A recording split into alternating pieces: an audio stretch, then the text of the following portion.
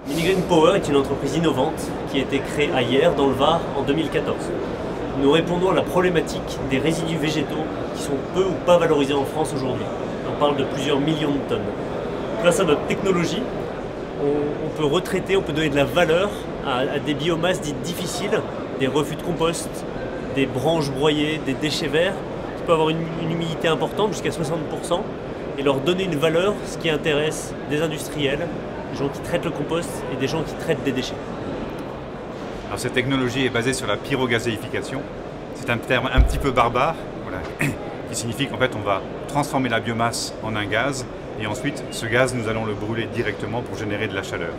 Alors c'est assez différent d'autres techniques de gazéification qui produisent un gaz qui va être purifié pour faire tourner un moteur à combustion interne. Nous, notre procédé, c'est une combustion externe, c'est-à-dire ce gaz est brûlé à l'extérieur du moteur et avec la chaleur générée par la combustion de ce gaz, nous allons faire tourner une turbine ORC. ORC, excusez-moi, c'est encore un terme un peu compliqué.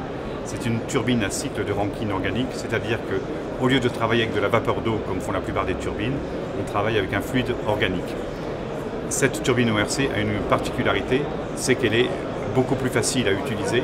Elle nécessite une maintenance très très faible, ce qui permet de l'utiliser pendant des dizaines d'années, 10 ans, 20 ans, voire plus, sans avoir à faire de maintenance excessive, ce qui rend son emploi beaucoup plus facile, tant en France qu'à l'étranger.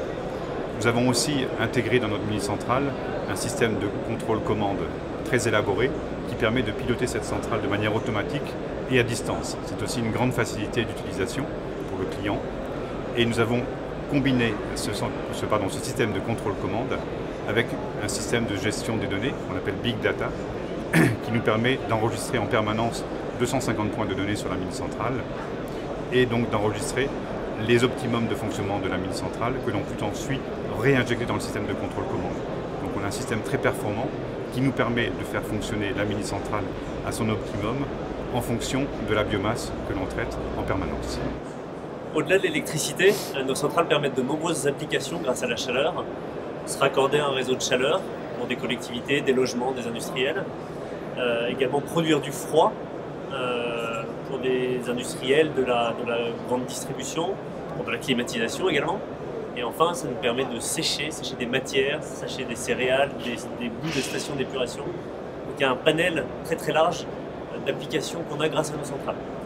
Aujourd'hui, on a 2 centrales qui tournent. On a notre démonstrateur à Hyères qui a été lancé en février 2016, qui a plus de 3000 heures de fonctionnement et qui travaille avec justement des biomasses difficiles et qui a de très très bons résultats. Et là, on vient de lancer notre seconde centrale en Sicile, une centrale de 2,5 MW thermique.